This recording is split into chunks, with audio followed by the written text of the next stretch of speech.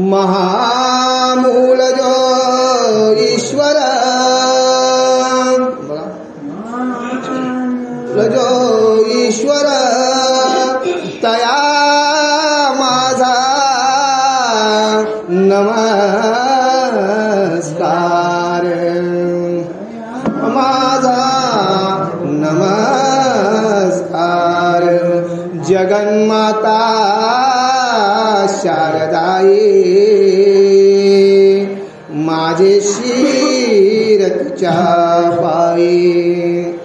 जगन्माता शारदाई माझे शिर तिच्या पायी.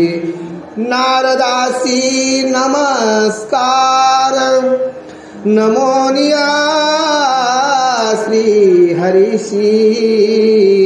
लोटांगण ब्रह्मयासी विष्णू लागी नमस्कार. शंकराचे पायी शिर. नमोनिया माता पिता. नमोनिया माता पिता. नमिले साधू संता. नमिले साधू संता. नामा म्हणे श्री गुरुसी.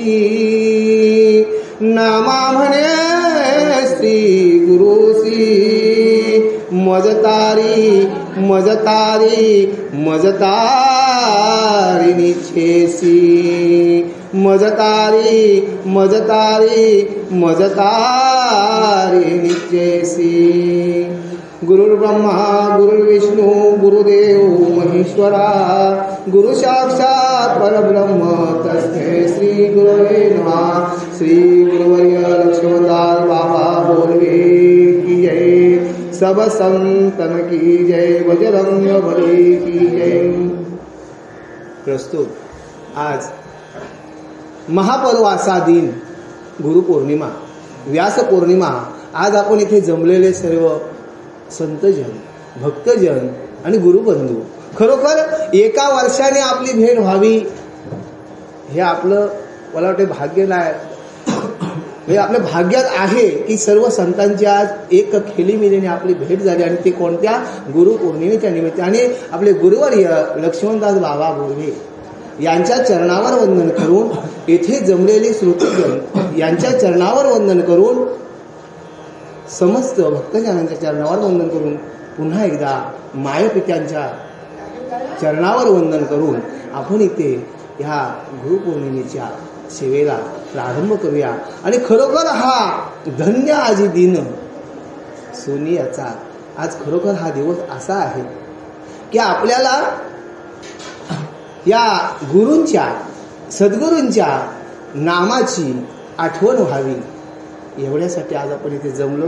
पण एवढ्यासाठी नुसते एकाच दिवशी आपण का जमलोय की आज त्या गुरूंचा व्यासपौर्णिमा सदासात. आणि म्हणून महामूल जो ईश्वर, जेव्हा भगवंताचा या पृथ्वी तलावर औषध सुद्धा नव्हता, कोणाचाच औषध त्यावेळेला या भगवंताचा औषध या पृथ्वी महामूल म्हणजे जो मूळ आहे तो कोण आहे? भगवंत आहे. आणि तया माझा या नमस्कार केलेला आहे. या महामूल मायेला नमस्कार केला, भगवंताला नमस्कार केलेला आहे. आणि इथे आज आपण तुमच्या समोर बोलतोय. ही खरोखर वेडवाकडं काय दोन शब्द तुमच्यासमोर ठेवत बोलन गुरुविषयी बोलायची मला संधी मिळाली. खरोखर त्या गुरु सद्गुरु कृपेने बघा, गुरुवचने कुठे पहाटे आज गुरूंच्या कृपेमुळे आज मला या व्यासपीठावर बसण्याचा संधी मिळाली.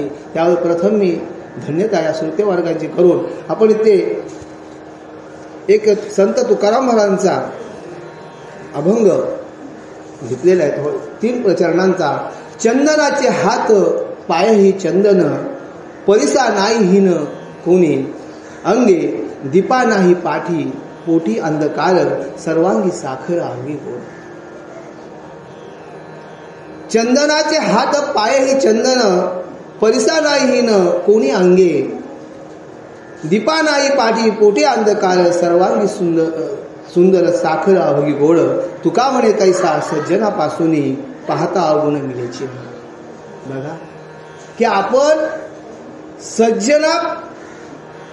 तुका म्हणे कैसा सज्जनापासून पाहता अवगुण मिळेची ना. मग सज्जन कोणाला म्हटलं जातं?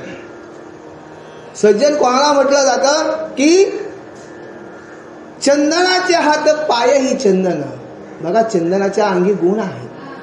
चंदन अवघ्या जगाला सुगंध देतो आणि त्या चंदनाच्या संगतीला राहताना आजूबाजूच्या झाडाला सुद्धा त्या चंदनाचा संग भेटतो. बांबूला भेटतो, बाबळीला भेटतो, सर्वाला भेटतो. पण त्याचे गुण त्याच्यात उतरतात का? नाही.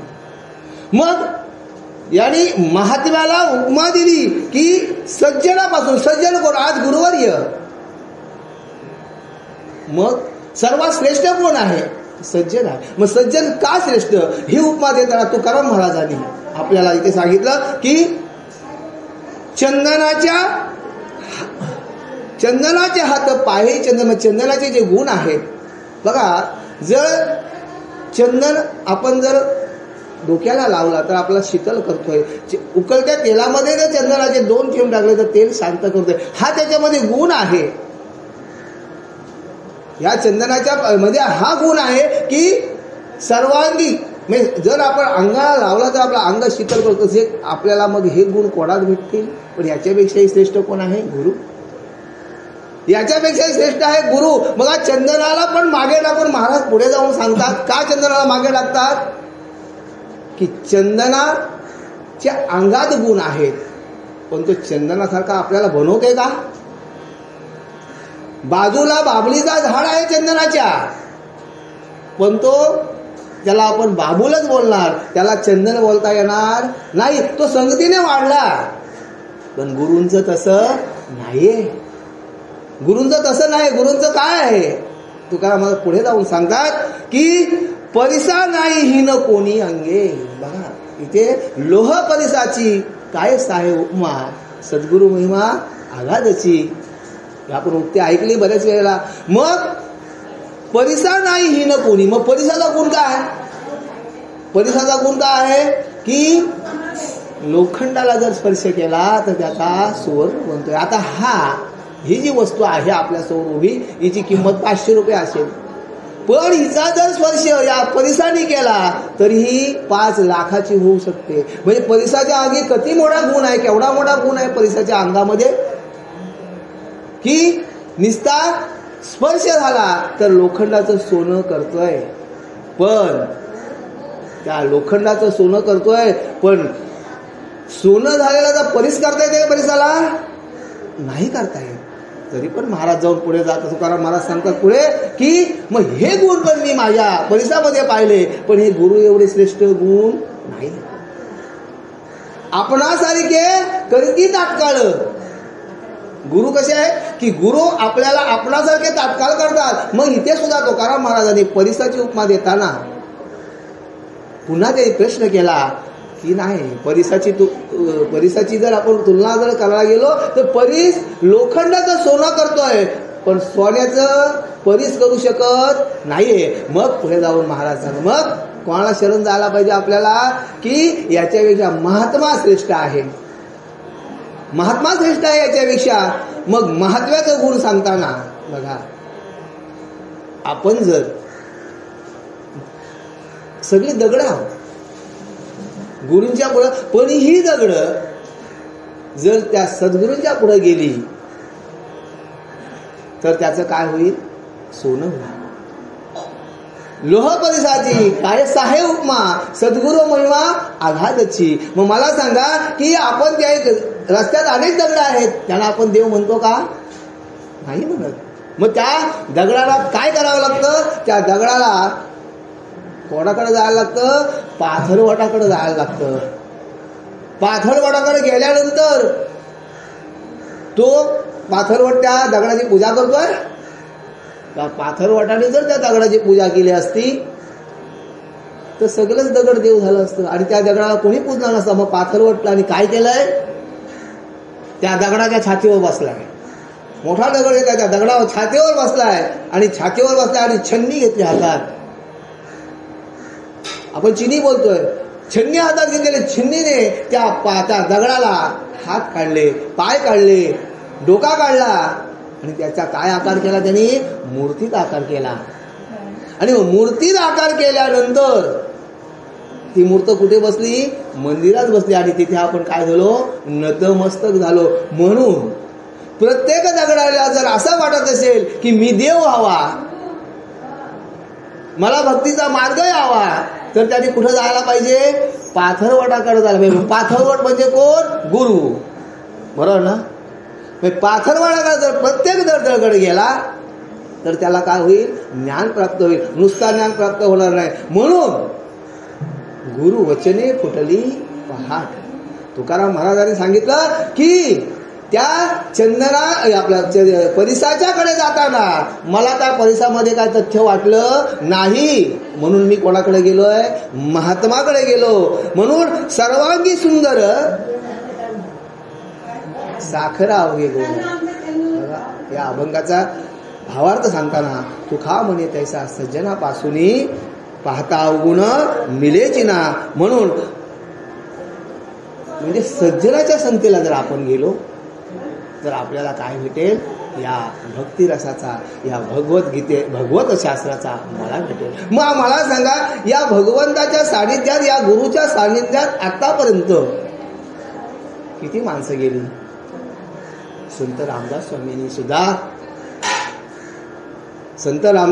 सुद्धा लग्नाच्या मंडपातून पळून गेला, हे आपण सहज बोलतोय. पण तेवढं सामर्थ्य लागतं की नाही? त्या लहान कोवल्या जीवाला काय कळलं? या संसार घोगरा फिरवी गरगरा, या संसार जर समुद्रात जर मी डुंबलो तर मला पुढचा काय करता येणार नाही. म्हणून रामदास स्वामींनी थेट काय केलं? शुभमंगल सावधान अशी निस्ती हा काय केल्याबरोबर त्याला अंगाला शहारे आले. रामदास स्वामींच्या अंगाला शहारे आले. हा भटजी आपल्याला सावधान का सांगतोय? अरे तुझा लग्न होतोय रामदासा, तुझा लग्न होतोय. मनाला विचारतात प्रश्न रामदास स्वामी.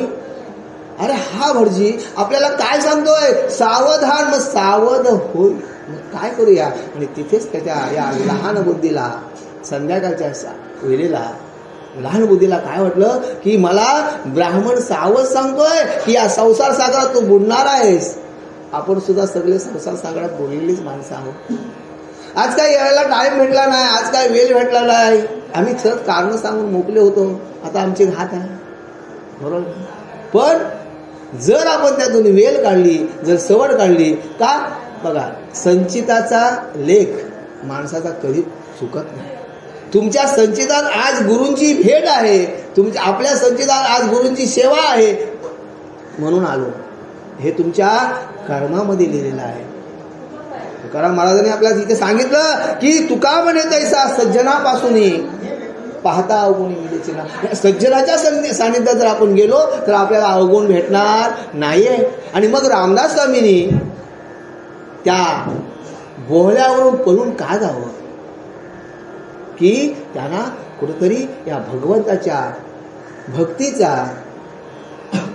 काय केला, कुठेतरी किरण, की मला या सानिध्यात जायचं आहे, मला हनुमंतरायाला गाठायचं आहे.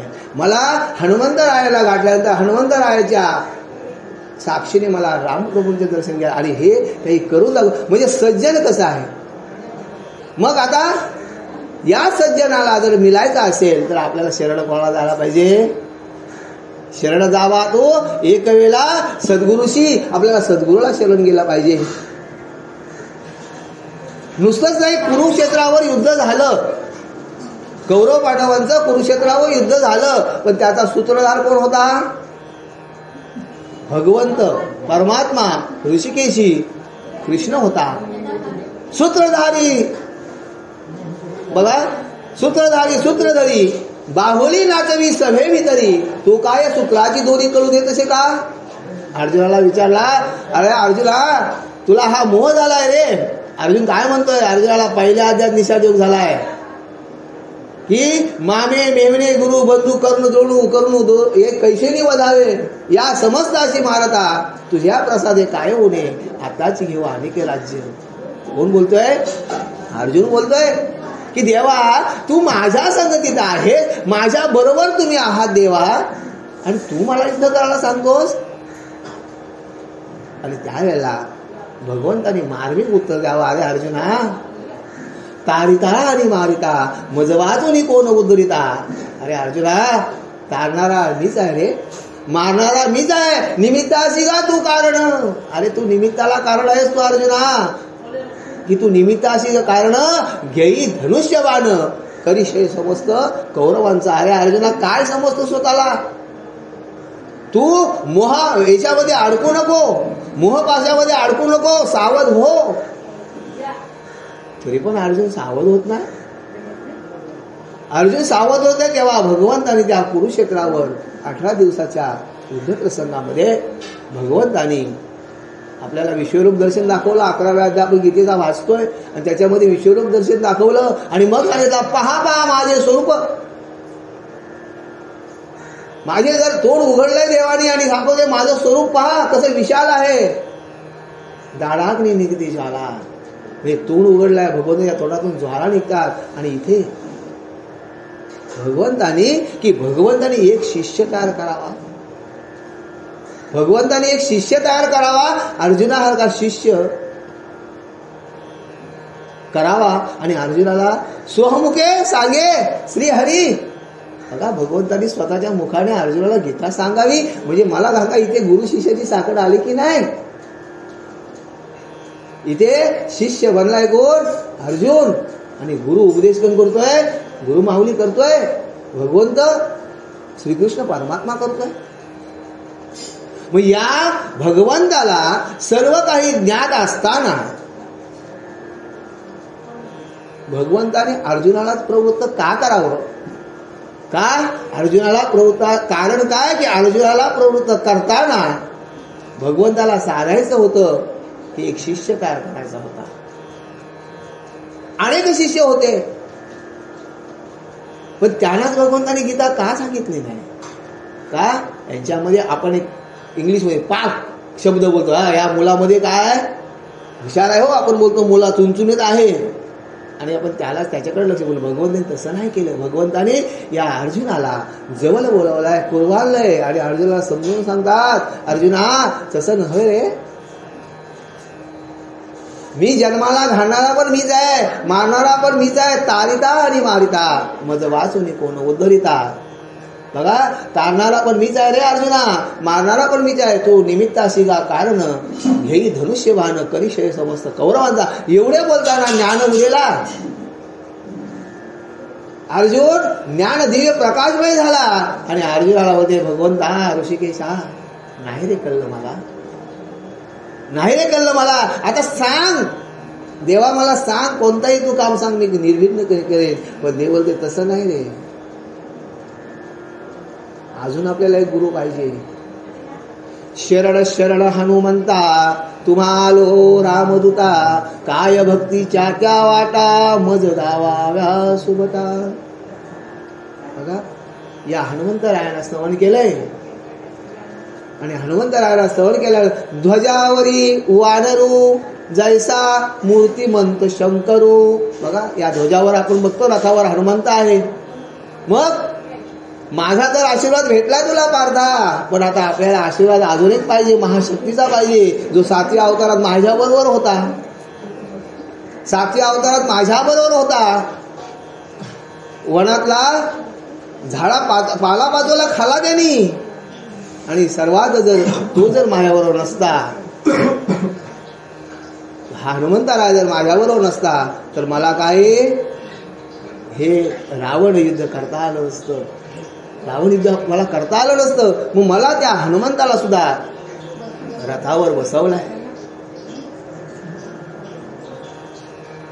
आणि त्या रथावर बसवताना मग मला सांगा सर्व शक्ती एकवटल्या आणि त्या भगवंताने जेव्हा गुरु शिष्याचा जेव्हा प्रवास होतो, ज्यावेळेला गुरु शिष्याचा प्रवास होतो त्यावेळेला गुरुचा ज्यावेळेला आपल्या डोक्यावर आशीर्वाद पडतो त्यावेळेला कुठलीही गोष्ट अशक्य नाही. जिंकलं ना पांडव युद्ध, जिंकले युद्ध. काय जिंकले? की श्रद्धा होती. भगवंतानी सांगितलेलं अर्जुनाने ऐकलं, पांडवांनी ऐकलं, म्हणून पांडवांना हा यशस्वी मिळाली. मग इथे संत तुकाराम महाराज सांगतात की तुका म्हणे तैसा सज्जनापासून पाहता अवगुणी मिलेची ना. मग मला सांगा, आपण जर सज्जनाची जर संगत केली, आपण जर सज्जनाची संगत केली तर आपल्याला कोणत्याही प्रकारचा अवगुण मिळणारच नाही. की मग आपण संगत कोणाची करू नये? की पुन्हा ते एक उदाहरण दिलं, दीपा नाही पाठी पोटी अंधकार. आपण घरात दिवा लावतोय, दिवा लावल्यानंतर सर्व त्या घरातला, खोलीतला, त्या मंदिरातला तिमिराचा नाश करतोय तो दिवा. आपली जर कुठली वस्तू पडलेली असेल तीच आपल्याला दाखवतोय, दिवा दाखवते की नाही आपल्याला ती वस्तू. मग दीपा नाही पाठी पोटी अंधकार. मग दिव्याचा वरती आधार, मागे उजेड आहे का? दिव्याखाली अंधार आहे. मग तो अंधार आहे दिव्याजवळ जो अंधार आहे की आपल्याला सगळ्या गोष्टी तो दाखवतोय, सगळ्या दिशा दाखवतोय आपल्याला. पण ज्ञानाचा मार्ग देतोय का? मग त्या ज्ञानाचा जर मार्ग आपल्याला घ्यायचा असेल तर आपल्याला कुठे जायला लागेल? गुरुच्या सानिध्यात जायला लागेल, गुरु भक्तीनंच लीन व्हायला लागेल. आणि गुरुभक्तीने लीन होताना आपल्याला त्या गुरुने दिला ज्ञानरूपी वसा, आम्ही चालवा पुढे वारसा. आम्ही शाळेत जाताना, पहिलीला आम्ही शाळेत गेलो तेव्हा आपल्याला गुरुजी शिकवायचे, गुरुने दिला ज्ञानरूपी वसा, पुढे चालवू आम्ही हा वारसा. पुन्हा आपण सहजगत्या प्रार्थना वाळतो, शुभम करोती कल्याणम आरोग्य धनसंपदा शास्त्रबुद्धी विनाशाय दीपज्योती नमस्तुते. त्या ज्योतीला वंदन करायला आपल्याला गुरुजी शिकवत होते शाळेत. मग ज्योतीला वंदन करायला आपल्याला गुरुजी शिकवत होती. पण गुरुजींचा ध्येय काय होता? या ज्योतीच्या, या प्रकाशाने तू पुढचा तुझं आयुष्य ठेवणार आहेस. तेही ज्योत जर लावली तर आपल्याला पुस्तक वाचता येतोय, आपल्याला अध्यात्म करता येते. म्हणजे प्रकाश तुम्हाला काय करतोय? गुरुने दाखवले आपल्याला. पण ती ज्योत आपल्याला आत्मसन्मानाकडे नेणार नाही, भगवंताची ओळख करून देणार नाही. तुम्हाला ज्ञान देईल ती ज्योत, पण तुम्हाला ओळख कोण करून देईल? की गुरु देईल आपल्याला. आणि गुरूंच्या पुढे जर आपण नतमस्तक झालो, मग हे महात्म्याला तुकाराम महाराज शोधत असताना दीपा नाही पाठी पोटी अंधकार, सर्वांगी सुंदर साखर गोड. मला सांगितला की जर तुम्ही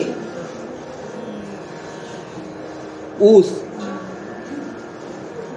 आपण ऊस काढतो, ऊस घेतला आणि ऊस काढल्यानंतर त्या ऊसापासून आपण साखर बनवली, ऊसापासून आपण साखर बनवली. पण साखर बनवल्यानंतर साखरेचा ऊस होईल का? मला सांगा. साखरेचा ऊस होणार नाही. मग म्हणून तुकाराम महाराज पुढे जातात की सर्वांगी सुंदर साखर गोड आहे, चंदनाचे हात पाये चंदन, परिसा नाही हिन कोणी, दीपा नाही पाठी पोटी अंधकार, सर्वांगी सुंदर साखर आहे. मग सर्वांगी सुंदर जरी साखर असली तरी साखरेचा तुम्हाला ऊस बनवता येईल का? नाही. मग आपणासारखे करीती तात्काळ गुरु काय करतात? आपल्यासारखे आपल्याला तात्काळ करतात. म्हणून आपण शरण कोणाला जायला पाहिजे? महात्म्याला जायला पाहिजे. आपण शरण कोणाला जायला पाहिजे? गुरुला जायला पाहिजे. मग सांदीपनीच्या आश्रमात असताना भगवंताने सांदीपनीच्या आश्रमात जावं. काय जावं? की या पृथ्वीवर तलावर जीवन जगताना या कलियुगा माझाने सांगितलंय की तुम्हाला यज्ञ भक्ती आता फलणार नाही. तुम्हाला यज्ञ आहुती ह्या भक्ती फलणार नाहीत. का फलणार नाही? या कलियुगामध्ये तुम्हाला काय? नाचू कीर्तनाच्या रंगी. आपण जर कीर्तनामध्ये नाचलो, ज्ञानदीप लागू. आपण जर जय जय रामकृष्ण हरी जर मंत्र हा मंत्र जर आपण म्हटला तर आपल्याला भगवंत लगेच दिसेल. मग गुरुने दिला ज्ञानरूपी वसा, आम्ही चालवा हा पुढे वारसा. मग गुरुने दिलेला आपला एक कान मंत्र आहे. तो जर आपण श्रद्धेने जर आपण केला, जर ते मनन केला किंवा त्याचं आपण जर निजपठण केलं तर गुरु आपणासारखे खरेदी तात्काळ आपणासारखे आपला गुरु करतील. म्हणून तुकाराम महाराजांनी काय बोललं की मला साखरेची सुद्धा गोडी पुरेशी नाहीये, साखर सर्वांगी गोड आहे तसा माझा गुरु काय सर्वांगी गोड आहे. सर्वांना आपल्याला काय करून देते, गोड करून टाकतोय. आणि म्हणून या गुरुमध्ये अवगुण मिलेची ना. आणि मग इथे सांदीपणीच्या आश्रमात गोपालकृष्णाने जावं आणि तिथे ज्ञानाचे धडे घ्यावेत. मग मला सांगा देवाला काय ज्ञानाची कमी होती का? पण नाही, की गुरु हा श्रेष्ठ मानला जातोय. मग गुरु हा उपाधी पाहताना जन्मलो एकाच आईच्या उदरी, आपण एकाच आईच्या उदरात जन्माला आलो. 4 मुलं आहेत आईला किंवा 3 मुलं आहेत आईला, पण त्यांचे एकसारखे चेहरे या भगवंताने दिले नाहीत.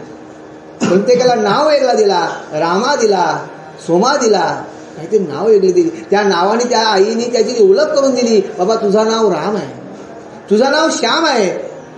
आणि ही ओळख देताना तुझ्या जीवनामध्ये तुझ्या हाताला धरून चालवला तिने.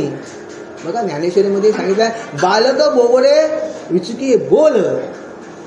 बालक तो बोबडा बोलतोय बाबा बाबा काका. आणि त्या आईला एवढा आनंद होत असतो ना, त्या वडिलांना एवढा आनंद होत असताना ती सांगता, अरे माझा बाळा बोलला, आमचा बाबू आमचा बाबा बोलला. आणि तो बरबटलेला हात असतो, ते हाताने जेवतो आणि तो एक घास तो लहान मूल काय करतोय, त्या वडिलांना किंवा आईला भरवत असतं. चोच करून रिजवी जेवी जीवा.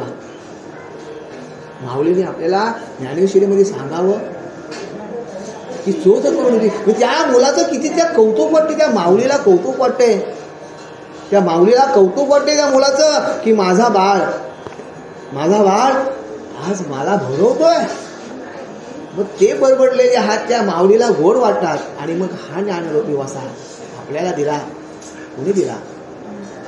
पूर्वी गीता ही संस्कृत होती आणि गीता संस्कृत असताना आपल्या या सामान्य जडजीवाला हे गीताही शास्त्र कळत नव्हतं. म्हणून मनहा मोगरा अर्पुणी ईश्वरा पुनरपी जन्मा येणे नाही. मग मला सांगा की मन या भगवंताच्या जर सानिध्यात जायचं असेल, जर गुरुच्या सानिध्यात जर आपल्याला जायचं असेल तर आपला मन कसा पाहिजे, मोगरा पाहिजे.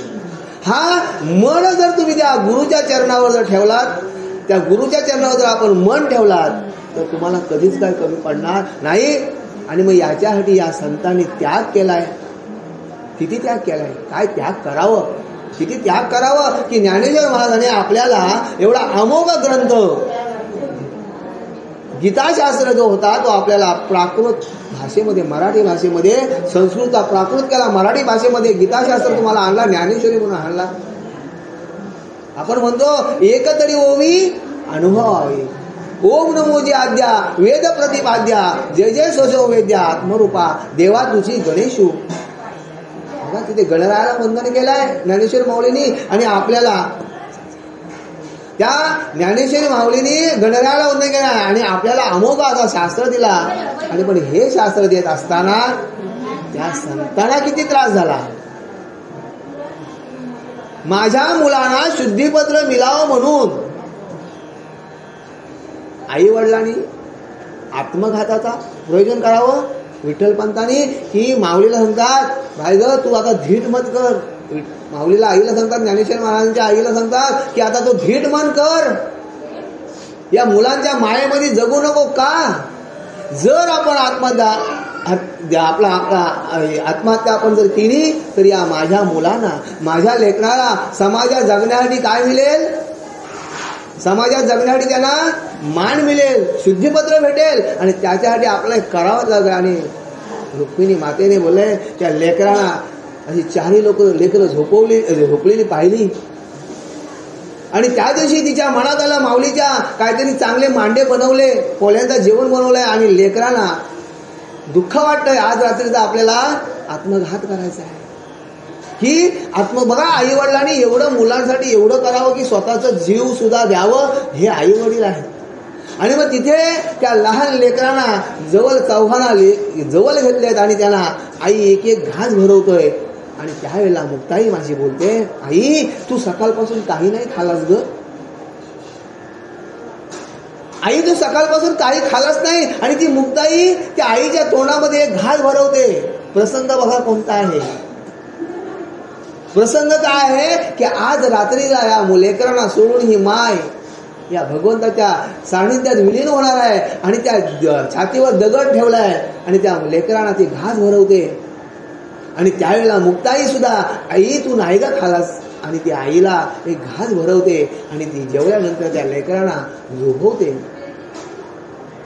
ज्ञानदादाला सांगते, ज्ञाना सांभाळ कर रे तुझ्या भावनांचा. आई तू अशी का बोलतेस. नाही रे बाळा, मला असं वाटलं की तुला मी सांगावं निवृत्ती, या लेकरांचा सांभाळ कर रे. अरे आई तू आज अशी का बोलते. आणि डोळ्यातून अश्रुधारा वाहत आहेत.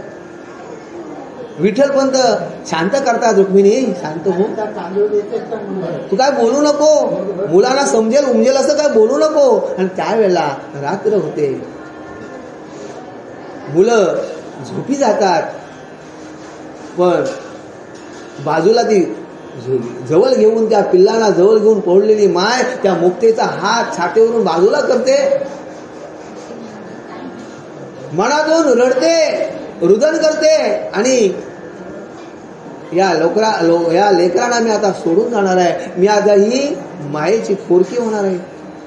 यांच्या डोक्यावर आईवडिलांचा हात नव्हता. पण माझ्या मुलाला जर समाजामध्ये वावरण्याचा जर मान मिळत असेल तर तोही त्याग आपण करावा. पण त्या आईचं मन आहे ती निघत नाही घरातून बाहेर. आणि त्यावेळेला विठ्ठलपंतांना सांगावं, रुक्मिणी चल उशीर. आणि ती किर्र अंधार आहे, त्या अंधारामध्ये विठ्ठलपंत दरवाजाच्या बाहेर निघतात. आणि रुक्मिणी मातेचा हात दरवाजा पकडलाय, हात सुटत नाही. आणि विठ्ठलपंत तिचा हात सोडतात आणि चल आता उशीर करू नको. जर आपल्या मुलांना या समाजामध्ये जर वावरायचं असेल तर आपल्याला हे देहांत प्रायश्चित्त घ्यावंच लागेल. आणि मग तिथे मला सांगा, या संताई काय केलंय आपल्यासाठी. आणि त्यांच्याच पोटी जन्माला आलेले ज्ञानेश्वर महाराज त्यांनी आपलं एक अमोघ असं ज्ञानेश्वर शास्त्र द्यावं. आणि ते ज्ञानेश्वर शास्त्र देताना त्यांच्या सुद्धा अंगावर चिखल फेकावं, त्यांच्या सुद्धा अंगावर चिखल फेकावं. का चिखल फेकावं की गरिबाची पोरं हीन आहेत म्हणून, ही संन्यासाची मुलं. आणि एवढं करत असताना साधूच्या अंगी काय आहे हे सांगायचं मला की साधू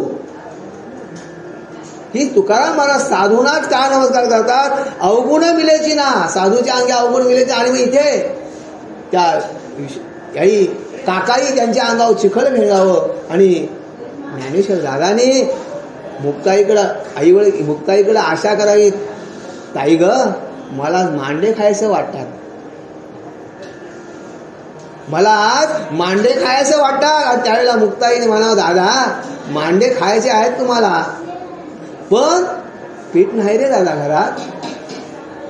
आणि गावात या चिमुकल्या लेकरानं फिरावं, गावात दारोदारी भिक्षा मागावी. आणि त्याही कोणीतरी मुठभर दिलेलं पीठ हे काकाने येऊन त्यांची झोली हातातून खेचावी आणि त्या पिठाच्या झोलीवर नाचावं आणि मुक्ताईला रडू यावं. आणि त्यावेळेला ज्ञानाला सांगते, दादा काय सांगू, मी झोलीमध्ये पीठ जमवलं होतं, एक खापर घेतलं होतं, ते खापर सुद्धा काकाई फोडलं रे. आता मी मांडे कशाने करू. निवृत्ती दादा गेलाय, ते काहीतरी घेऊन येतील आणि मग ते आणलेले झोलीतले पीठ. आता दादा मी मांडे कसे, आपल्याकडे खापर नाही. बघा ज्ञानी यांचा राजा. अगं मुक्ते कशाला चिंता करतस, तू कुठल्याही प्रकारची चिंता करू नको मुक्ते. आणि तिथे ज्ञानाग्नी पेटवला, भूज माझ्या पाठीवर मांडे. आणि त्यावेळेला बघा ज्ञानी होता. आणि जर या काकानी खापर फोडलं नसतं तर ज्ञानेश्वर महाराजांच्या आतला जो ज्ञानाग्नी होता तो आपल्याला समाजाला दिसला नसता. आणि त्यामुळं हे कोण आहेत की पाहता अवगुण मिलेची ना असे हे संत ज्ञानेश्वर महाराज. आणि मग ते मांडे भुजत असताना पाठीवर मांडे मुक्ताई भासते आणि त्यावेळेला काका येतात आणि झरे काढून पाहतात की पोरं काय करतात. आणि त्यावेळेला पाहिलं तर काय मुक्ता ज्ञान्यांच्या पाठीवर मांडे बसते आणि त्यावेळेला मुक्ता काकाला हाक मारते. काका बघा या काकानी लाथेनी खापर फोडलं होतं, लाथेने पीठ तुडवलं होतं, त्याच काकाला ती मुक्ता हाक मारते. काय हाक मारते? काका या ना. मांडे किती छान झालेत काका, थोडासा प्रसाद खाना माझ्या दादाच्या. मी पाठीवर मांडे वाजते, माझ्या दादाच्या पाठीवर मी मांडे वाजते. दादा काका या ना. मी मला सांगा की ज्याने पाठीवर थाप मारली, ज्याने खापर तोडलंय त्याच काकाला ही मुक्ताई बोलते काका या ना, थोडा मांडे खाना. बघा कसे मांडे रुचकर झाले. मी मला सांगा की या हे सज्जन आहेत. तुकाराम महाराज शेवटच्या ओळीमध्ये सांगतात तुका म्हणे तैसा सज्जनापासून पाहता अवगुण मिलेची ना. आणि हे सज्जन आहेत. आणि शरण कोणाला जा की या सज्जनाला आम्ही शरण जातो. तुकाराम महाराज सज्जनाला शरण जातात. आणि सज्जनाला शरण जाताना की सज्जनाला शरण का जावं की या ठिकाणी आपल्याला काय होतोय की अवगुण कोणत्याही प्रकारे होणार नाही. सज्जनाच्या संगतीला गेल्यानंतर आपल्याला काय भेटणार आहे? कोणत्याही प्रकारचा आपल्याला धोका होणार नाही. की आपल्याला काय ज्ञान होते. आणि मग हे ज्ञान उदयाला येत असताना या गुरुमाऊलीने बघा अवघ्या वयाच्या, आज मी सांगतोय आता थोडं की लक्ष्मण बाबा, आज गुरुवर्य लक्ष्मण बाबा आपल्यामध्ये नाहीत. आज आपण त्यांच्या चरण पादुकांना स्पर्श करतोय, पण लक्ष्मण बाबांची आठवण येताना त्यांच्या मांडीवर खेळलोय मी. आईला म्हणा विठाबाई या मुलाकडे लक्ष दे. काय बाबा करा, परिस्थिती गहन होती. आणि आई वडिलांनी जी मेन गादी बोरीला आहे तिथे दीक्षा घ्यायची होती. पण तिथे दीक्षा घेताना तिथे काहीतरी वस्त्र नारळ हे न्यावं लागतं. आणि वस्त्र नारळ न्यावं लागतं ते त्याला सुद्धा पैसे नाहीत. आणि मनातून संकल्प करावा की बाबा काय नाही आम्हाला तिकडं नाही जाता येणार का, तिथे वेलेला बंधन होता. या वेळेत गेलं तर आपल्याला तिथून बाहेर काढत होते. आणि मग या गुरुमाऊलीने या आई वडिलांनी इच्छा केली की गुरुमाऊलींकडे ही दीक्षा घेतली. आणि दीक्षा घेतल्यानंतर कधीतरी त्यांची बोलणं व्हायचं, बाबा या आपण बाळाला तुमच्या पायावर घ्या. त्यावेळेला बाबा बोलायचे अगं इठा अजून तो लहान आहे. सानिध्य भरपूर भेटला की सकाळी उठावं आणि बाबा बेडावर राहायचे, बाबांच्या झाडात जायचं, आईनी भाकरी द्यायची, दुधाचा चाय द्यायचा आणि तो खायचा. आणि हाक मारायची जगू ये जरा भाकरी खा. आणि हा प्रेमाचा सानिध्य भेटला, मायेचा उभाला भेटला. पण गुरुभक्ती काय असते माहिती नव्हतं, लहान कोवळं वय होतं. पण कधीतरी मनातून यायचं. मग आपल्याला आम्ही आईला विचारलं आई मग तुम्ही बोरीला का जात नाही? अरे नाही मला आपल्याकडं तिथंशी न्यायला काही नाही ना, तिथं मग कशी लाज वाटते ना तेवढ्या माणसात जायचं. आणि म्हणून या माऊलीने आई बाबांनी या लक्ष्मण बाबांच्या चरणावर मस्तक ठेवला. आणि चरणावर मस्तक ठेवल्यानंतर त्यांचा जो गुरुकृपेचा जो हात बसला डोक्यावर, त्याच्यानंतर माझी धारणा होती आई वडील काही जवळ नाही म्हणून त्या गादीवर जात नाही. मग आपल्याला देती घेती दोघे नरकाला जाती. हा लहान बुद्धीला माझा पटला की दिल्या घेतल्याने काय होतोय, वैर वाढतोय. मग गुरु कसा असावा? शिष्याकरशी एकही रुपयाची अपेक्षा न करणारा गुरु असावा. या माझ्या लहान बुद्धीला वयाच्या 12व्या वर्षी मी सांगतो का आम्ही धर्मक्षेत्रामध्ये राहायचो. आणि त्यावेळेला ते पटलं की गुरु आपला देती घेती दोघे नरकाला जातील. हे आपण प्रत्येक वेळेला कीर्तनातून भक्तीतून आपण ऐकत असतो. आणि मग त्यावेळेला लहान मनातून हे बालकडू पेरलं गेलं. आणि मी 9वीला असताना मला गुरुई माझ्या डोक्यावर फुटेचा हात ठेवला आणि त्यावेळेला गुरुनी बाबाही सांगितलं, इथं येताना नारळ सुद्धा आणायचा नाही, नारळ जर घेऊन आलीस तर मी तुला याला दीक्षा देणार. तर बाबा का असे बोलतात? त्या मुलाचा माणूस तसा आहे. बाबाई आईला उत्तर द्यावं, त्या मुलाचा माणूस तसा आहे की गुरु त्याला कसा पाहिजे, काही नाही घेणारा पाहिजे. आणि त्यावेळेला मी 9वीला असताना बाबाई वरदास्त डोक्यावर ठेवला आणि त्यावेळेला आमचे भाऊ दादा, आमचे भाऊ आहेत मसदबेड्याची भाऊ धाया पाटील, हे वयाने मोठे, म्हणजे त्यांची आम्ही मुलं लहान मुलं, आणि ते बोलत येऊ काय पोरगा करेल, हा पोरगा काय करील. आणि त्यावेळेला बाबाही सांगितलं, भाऊ या पोरामध्ये तू काय बघितलंस का? काही नाही बघितलं, तू एक दिवशी ये जवळ आणि बस, मग तुला समजेल. आणि त्यावेळेला बाबाही जवळ घ्यावं, कुवाळावं. शेवटच्या अंतीच्या क्षणाला सुद्धा बाबा ज्ञानाचे धडे देत होते. कुंडलिनी कशी जागवायची, श्वास कसा रोखायचा, आसन कसं घालायचं, तुला काही नाही जमलं तरी नामस्मरण कसं करायचा, शेवटच्या क्षणापर्यंत बाबाई इथे आजारी असताना सुद्धा बाबाई जवळ घ्यावावं आणि जवळ बोलवावं. जगू तुला हे मी सांगतोय. आणि आईने वरडावं, आता तुमची तब्येत बरी नाही ना, आईने वरडावचं बाबांना, तुम्ही एवढं ओरडू. आणि बाबांचा आवाज मोठा होता, लक्ष्मण बाबांचा आवाज मोठा होता. आणि बघा संत, मला सांगायचं काय की एवढ्या मोठ्या संताचं की तुझं आहे, तुझं पाशी परी तू जागा चुकला. आम्हाला आमच्या संतांची ओळख झाली नाही. अख्खा या पंचक्रोशीतल्या गावातली लोक सकाळी शनिवारी पाणी घ्यायला मारायचे. बाबा पाणी मारायला लोक यायची. भूत पिशाचं काय तुमच्या घरातलं असेल, वास्तुशांती असेल, तुमच्या जागेचं जर काय नियोजन करायचं असेल, आम्हाला बाबा घर बांधायचं आहे.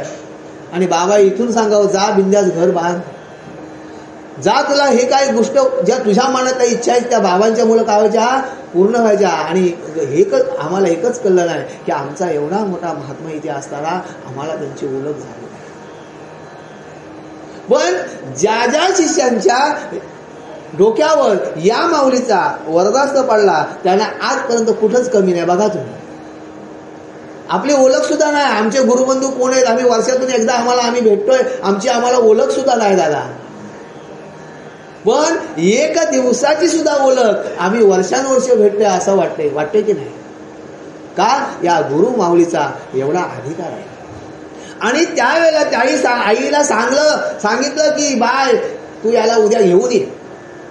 मग एक 50 ग्राम गूळ, 50 ग्राम डाळ आणि फुलं सुद्धा आपल्या झाडावरची करोंटोबाची फुलं. बघा सांगतो, हा मला तो दिवस आठवतोय. आणि मग तो येऊन त्या गुरुजींच्या चरणावर दिलं. आणि 1-2 रुपयाचा हातरुमाल, 2 रुपयाचा बनले, त्यावेळेला 50 पैशाला हातरुमाल भेटायचा. एवढं घेऊन गुरु माऊलीने मला दीक्षा दिली. आणि त्यांच्या दीक्षे कोणालाच माहिती नाही. 9वीला असताना, मी 8वी 9वीला असताना, 9 न 5 किती झाले, 14 वर्षाचा असताना गुरु माऊलीने वरदास्त माझ्या डोक्यावर ठेवला. आणि तेव्हापासून कष्ट अपार केले पण कमी काहीच पडलं नाही. आणि मग या संतांनी या सकाळी 3:30ला उठावं, आंघोळ करावी, हनुमंताच्या देव मंदिरात जावं, तिथून येऊन तल्यावर तेवढ्या थंडीमध्ये काही गरम पाणी कधी अंगावर घेतला नाही. त्या तळ्यामध्ये आंघोळ करायची, गावातून झाडं कुठायची त्याच्यावर फुलं आणायची आणि मग ही समाजसेवा दर शनिवारी ते पाणी मारायचे. आणि असा जर कोण मधीत आला तरी पण एवढं. मग एवढं या संतांनी एवढं आपल्याकडे केल्यानंतर आम्हाला त्या संतांची तोंड ओळख सुद्धा नाही. बोलतात कोण, बोरवेला पाणी मारायचे आले, पण ते कोण होते, पण आम्हाला ते कळलं नाही. तसंच ज्ञानेश्वर महाराजांना चमत्कार दाखवावा लागला. बोलिले रेड्यामुखी वेद बोलवलं. चांगदेवाचा गर्व हरवला. चांगदेव एवढा 1400 वर्षाचा चांगदेव हा सुद्धा ज्ञानेश्वर महाराजांना भेटायला येताना तो वाघावर बसून आलाय, हातात चाबूक आणलाय. आणि ज्ञानेश्वर महाराजांनी चल ग बाई, अंघोळ केलेली मुलं एका भिंतीवर, निर्जीव भिंतीवर बसते, आणि त्या बाईला चल ग बाई, आणि त्या भिंतीने याला सामोरं जावं. बरोबर आहे ना? भिंतीने सामोरे जावं कोणला? चांगदेवाला. चांगदेवाचा गर्व पळाला तोही लागला चरणापुढे. काय सांगू प्रभोची मात जगाला दाविले कोडे. ज्ञानदेव बैसले भिंतीवर भिंत चालली पुढे पुढे. आमचे मसदचे रामभाऊ मसदकर हे प्रत्येक वेळेला हा ज्ञानेश्वराचा अभंग खरोखर गोड असा अभंग घ्यायचे. काय सांगू प्रभोची मात जगाला दाविले कोडे. ज्ञानदेव बैसले भिंतीवर भिंत चालली पुढे पुढे. ब्राह्मण म्हणती चांगदेवा वेद बोलवी रेडे. काय होतंय? ब्राह्मण म्हणती चांगदेवा वेद बोलवी रेडे. ब्राह्मण सांगतात चांगदेवाला, चांगदेवा ही महान व्यक्ती आहे, रेड्यामुखी बोलवले वेद. ब्राह्मण म्हणती चांगदेवा वेद बोलवी रेडे. तोही लागला. म्हणजे मला सांगा की चांगदेव सुद्धा त्या 1400 वर्षे तपोनिष्ठ असा आणि हा सुद्धा ज्ञानेश्वरांच्या पायावर लागला आणि चिमुरड्या मुक्तेने चांगदेवाला उपदेश करावा.